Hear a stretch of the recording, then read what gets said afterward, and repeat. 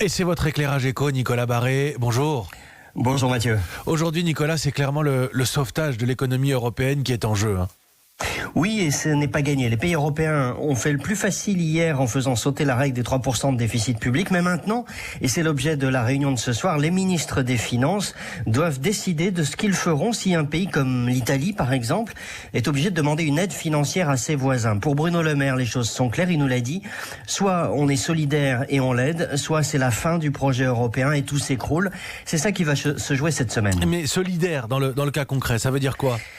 Vous savez, il existe depuis la crise de la zone euro ce qu'on appelle le mécanisme européen de stabilité. C'est un fonds de 400 milliards d'euros qui peut être mobilisé pour aider les pays de la zone euro. Le problème, c'est que tous ne sont pas d'accord sur la manière dont ce fonds peut être actionné. Les pays d'Europe du Nord ainsi que les Pays-Bas disent que si on aide un pays, eh bien, il faut lui imposer des conditions très strictes. Dans le cas d'Italie, ça reviendrait quasiment à la mettre sous surveillance des autres.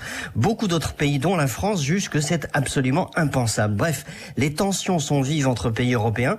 Si l'Europe survit à cette crise, elle aura fait un saut quantique vers plus de solidarité, vers un vrai projet politique. Sinon, le projet européen aura été une parenthèse de quelques décennies. Ah oui, c'est une conclusion. J'entendais le si jamais on se remet de cette crise. Merci Nicolas Barré, votre éclairage éco.